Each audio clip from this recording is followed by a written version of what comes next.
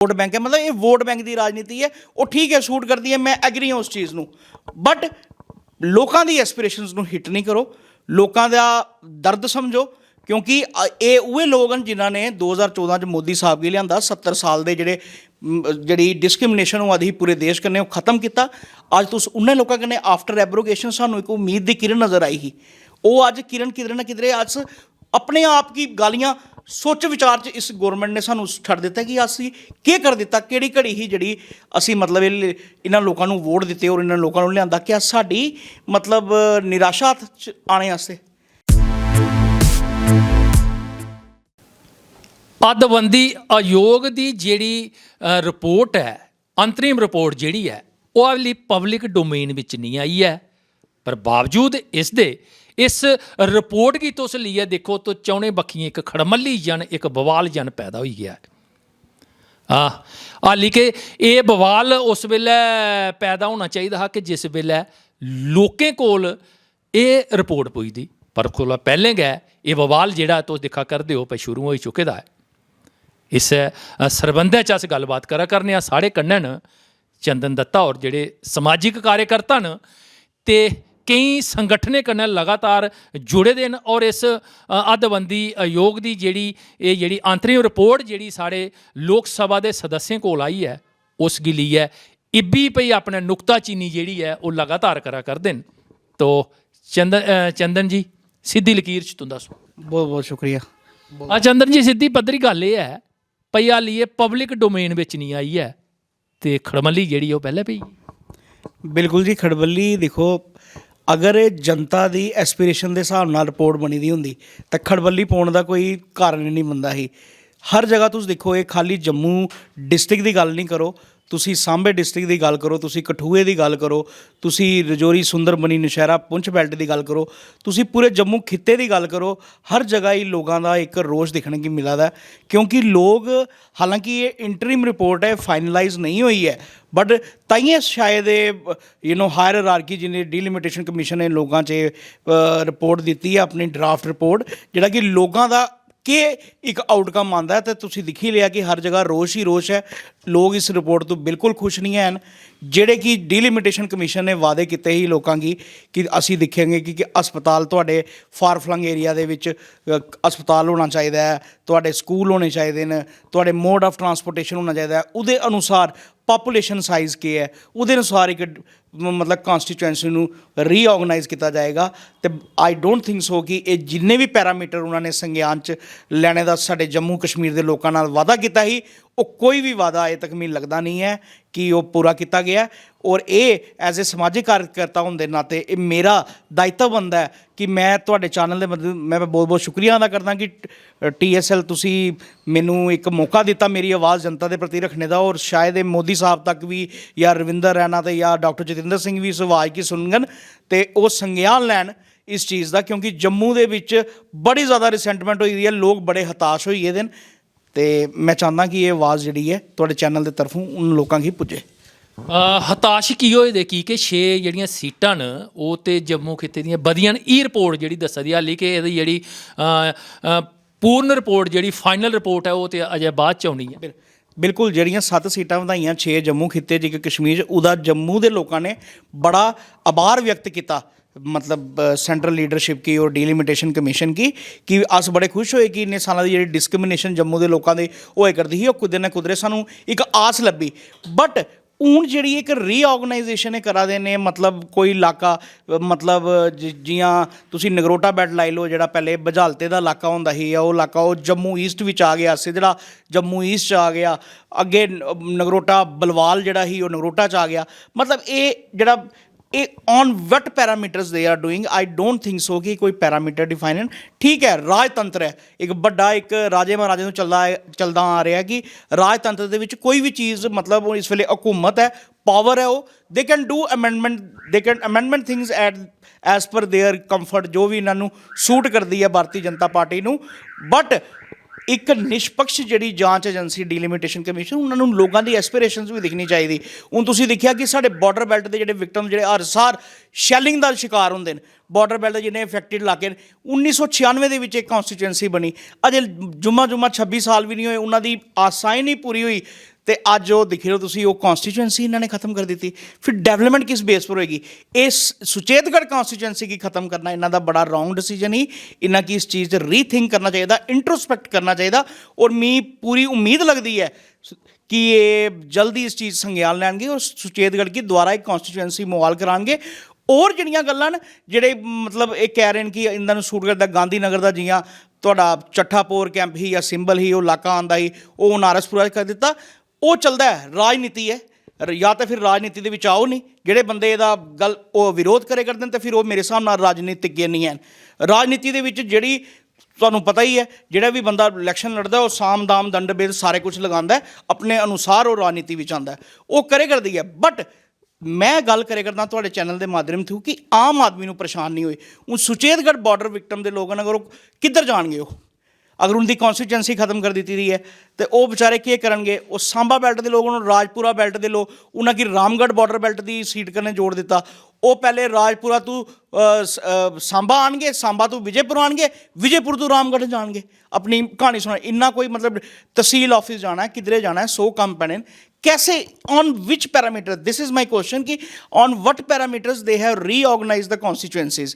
और रिजर्व अगर जी इन्होंने रिजर्व की जी अखनूर की मड़ की तुसी मड़ विच देखो कि वोट ये तो मैं ऑलरेडी मैं अपने क्वेश्चनस की कंट्राडिक्ट करांगा अगर मैं बोलांगा कि उत्थे वोट बैंक है। मतलब ये वोट बैंक की राजनीति है, वो ठीक है, सूट करती है, मैं एग्री हूँ उस चीज़ नूं।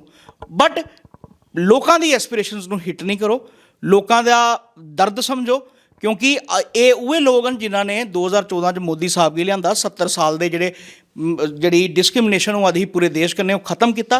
अज तुस उन्हें लोगों कन्नै आफ्टर एब्रोगेशन सानू एक उम्मीद की किरण नज़र आई ही, वो अज किरण किधरे ना किधरे अज अपने आप की गालियाँ सोच विचार च इस गौरमेंट ने सानू छड़ दिता कि असी के कर दिता, किहड़ी घड़ी ही जी असी मतलब इन्हां लोगों नू वोट दिते और इन्हां लोगों नू लिआंदा कि साडी मतलब निराशा च आने वास्ते।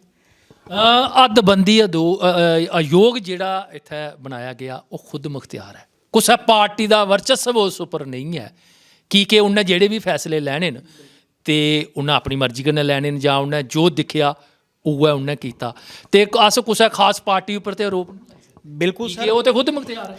ਮਗਰ sir it is the authority of leadership, central leadership की ਜਿਹੜੇ ਡੀਲਿਮਿਟੇਸ਼ਨ ਕਮਿਸ਼ਨ ਦੇ ਜਿਹੜੇ ਨੋਮੀਨੇਟਿਡ ਮੈਂਬਰਸ ਹਨ ਉਹ ਵੀ ਤੇ ਪਾਰਟੀ ਨਹੀਂ ਜਾਂ ਪਾਰਟੀ ਸੈਂਟਰਲ ਲੀਡਰਸ਼ਿਪ ਨਹੀਂ ਅਪਰੂਵ ਕੀਤੇ ਨਾ ਕਿ ਇਹ ਬੰਦੇ ਜਿਹੜੇ ਵੀ ਉਹ ਡੀਲਿਮਿਟੇਸ਼ਨ ਕਮਿਸ਼ਨ ਦੇ ਰਿਟਾਇਰਡ ਜੱਜਿਸ ਹਨ ਜਾਂ ਜੋ ਵੀ ਹਨ ਉਹ ਸਾਰੇ ਮਤਲਬ ਇਹਨਾਂ ਨੇ ਨੋਮੀਨੇਟ ਕੀਤੇ ਨੇ।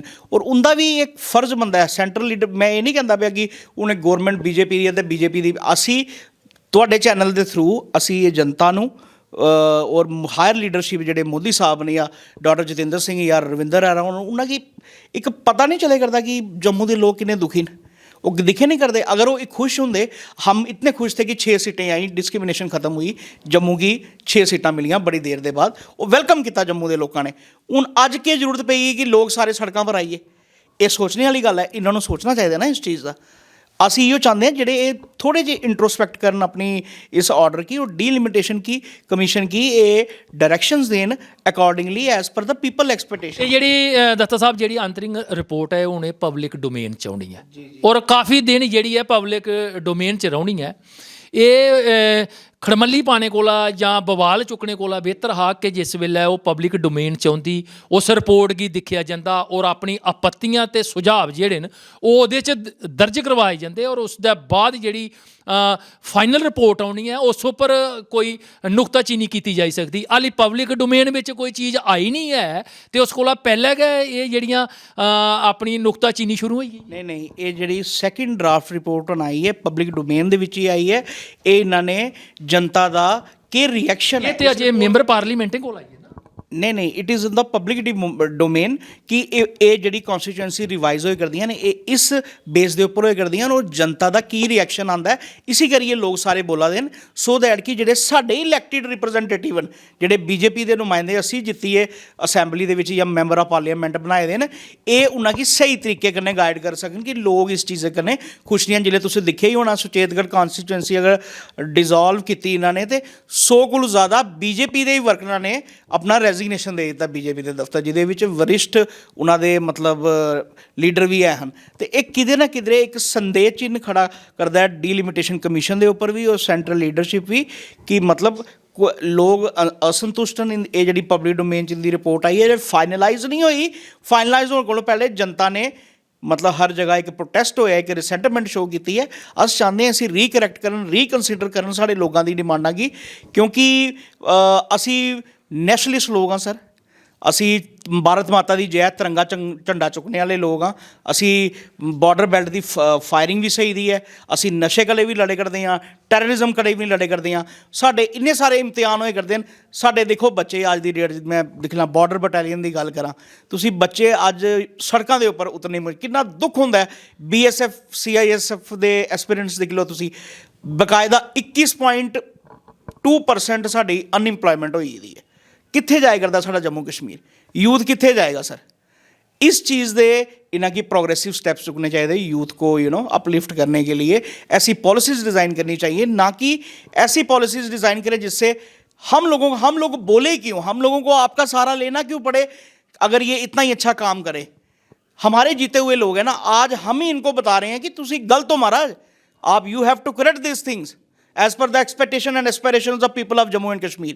You have to do it any cost. Otherwise अगर ये फाइनलाइज रिपोर्ट होगी, आप देखेंगे ये जम्मू पूरा एक साथ जुट के पूरा सड़कों पे आएगा। ਤੁਸੀਂ ਇਸ ਰਿਪੋर्ट गी लिए ਜਿਹੜੀ ਹਾਲੀ ਪਬਲਿਕ ਡੋਮੇਨ 'ਚ ਨਹੀਂ ਆਈ ਹੈ, ਕੋਈ ਆਪਣਾ ਗਿਆਪਨ ਵਗੈਰਾ ਕੁਛ ਹੈਗੀ ਸੌਂਪੀ ਕਿ ਤੁਸੀਂ ਵੀ ਕਈ ਸੰਗਠਨ ਕन्नै जुड़े दे अहुदेदार हो? बिल्कुल सर, ਅਸੀਂ मैं 3 दिन ਦਾ ਅੱਜ ਵੀ ਮੇਰੀ ਪ੍ਰੈਸ ਰਿਲੀਜ਼ ਆਈ ਦੀ ਹੈ, ਵਿਭਿੰਨ ਅਖਬਾਰਾਂ ਦੇ ਵਿੱਚ ਲੱਗੀ ਦੀ ਹੈ, ਜਿਹਦੇ 'ਚ ਮੈਂ ਇਹ ਮੰਗ ਕੀਤੀ ਹੈ ਕਿ ਇਹ ਤੁਸੀਂ ਗਲਤ ਇਸੇ ਰੀਥਿੰਕ ਕਰੋ, ਇੰਟਰੋਸਪੈਕਟ ਕਰੋ। ਔਰ ਦੂਜਾ POJK ਦੇ ਰਿਫਿਊਜੀਜ਼ ਜਿਹੜੇ ਕਿ ਜਿਨ੍ਹਾਂ ਕੀ ਰਾਈਟ ਮਿਲੇ, ਵੈਸਟ ਪਾਕਿਸਤਾਨੀ ਰਿਫਿਊਜੀਜ਼ ਦੀ ਗੱਲ ਕਰਾਂਗਾ, POJK ਰਿਫਿਊਜੀਜ਼ ਦੀ ਗੱਲ ਕਰਾਂਗਾ। 1990 ਦੇ ਕਸ਼ਮੀਰੀ ਜਿਹੜੇ ਮਾइग्रेंट ਹਨ, उनको गवर्नमेंट ने हर एक चीज़ दी, हमने उसका वेलकम किया, वो हमारे भाई हैं। हमने जम्मू के लोगों ने, असी डोगरे लोगों ने उन्होंने सिर मत्थे ते चुकिया। अस 1947 के रिफ्यूजियां की गल करो जिनकी पापूलेशन 12 लाख के पूरे जम्मू तो लईए पुंछ तक एक पापूलेटेड, उन्हों का कोई फैमिली का बंदा इन्हें लभ्या ही नहीं, कोई बंदा मतलब उन्हें एक रिप्रजेंटेशन दी जाए। असी छोड़ो नौकरी, I am against this reservation system. मैं तो ओपनली गल करदा किधर भी चैनल फोरम के उपर जाइए कि रिजर्वेशन खत्म करनी चाहिए है, क्योंकि कंपटीशन का जमाना है। कंपटीशन में उतर गया और रिजर्वेशन एक जस्ट मतलब लॉलीपॉप है, एक ख़त्म कर रही है हमारी इंडिया की सोवरेनिटी को। बट मैं एक चीज़ बताऊँ आपको कि POJK के एक 1947 से लेके आज तक ये फैमिलीज उठ नहीं सकी, कुछ नहीं मिला इनको। अभी इन्होंने 5.5 लाख रुपए का एक वो मतलब एक किस्त दी है, तो वो नेक्स्ट कब आनी है उसका कोई पता नहीं। उसमें भी 35,000 जो डिस्प्लेस फैमिली थी, उनमें से 20,000 के करीब फैमिलीज़ को ही अभी तक वो राशि मुहैया हो पाई है। बाकी फाइल्स आप देख सकते हैं PRO ऑफिस में, डिवीजनल कमिश्नर ऑफिस में अभी स्टिल पेंडिंग है। मतलब ये कि इन्होंने वादा किया था कि जो 24 सीटें हमारे POJK की हैं, उसमें से 1/3 जो सीट्स हैं, 8 सीटें जम्मू कश्मीर असेंबली की, वो हम POJK रिफ्यूजीज़ को देंगे। वो कहाँ हैं सर? उस 8 के बजाय हम 1 ही दे देते। इन्होंने क्या किया, जितना भी हमारा रिफ्यूजी का वोट बैंक था, जो 10 लाख लोग या 12 लाख लोग हैं हमारे, वो सारे डिवाइड हो गए इस डिफरेंट कॉन्स्टिट्यूंसीज़ में। अखनूर में POJK के रिफ्यूजीज़ हैं, रिहाड़ी में हैं, बख्शी नगर में हैं, सांबा में हैं, आरसपुरा में हैं, मीरा साहब में हैं, सुंदरबनी में हैं, नौशहरा में हैं, पुंछ में हैं। तो उनमें से किसी को मतलब एक नहीं रिजर्वेशन कर दी, रिज़र्व कर दिया, बट वोट डिवाइड हो गया। बट हम चाहते थे कि कोई हमारे बीच का ही कोई, जैसे सिक्स कहते हैं कि उनकी बीच का कोई लीडर, एक सरदार भी होना चाहिए। जाट कह रहे हैं अपना, तो हम भी कह रहे थे POJK की दर्द समझने वाला कोई हमारा भी फैमिली का बंदा, कोई एक सीट देते उसको, जिसको हम भी मतलब सोचते कि बड़े 70 साल के बाद हमें भी हमारी भी सुनी गई है। तो अगेन हमें एक निराशा ही मिली इस चीज़ में। ਧੰਨਵਾਦ ਜੀ। ਨਿਰਾਸ਼ ਨਹੀਂ ਹੋਣਾ, ਨਿਰਾਸ਼ਾ 'ਚ ਗਿਆ ਆਸ਼ਾ ਜੁੜੀ ਦੀ ਹੁੰਦੀ ਹੈ। ਅੱਧਬੰਦੀ ਆਯੋਗ ਦੀ ਜਿਹੜੀ ਅੰਤਰਿਮ ਰਿਪੋਰਟ ਹੈ ਪਬਲਿਕ ਡੋਮੇਨ 'ਚ ਆਉਣੀ ਹੈ, ਅਤੇ ਲੋकें ਆਪਣੀਆਂ ਆਪੱਤੀਆਂ ਅਤੇ ਆਪਣੇ ਸੁਝਾਅ ਵੀ ਦੇਣੇ ਨੇ। ਉਸ ਤੋਂ ਬਾਅਦ ਜਿਹੜੀ ਫਾਈਨਲ ਰਿਪੋਰਟ ਹੈ ਉਹ ਸਾਡੀ ਸਾਹਮਣੇ ਦਾ ਸਾਹਮਣੇ ਹੋਣੀ ਹੈ। ਦੇਖਣੇ ਆ ਆਉਣੇ ਵਾਲੇ ਸਮੇਂ 'ਚ ਕੀ ਹੁੰਦਾ।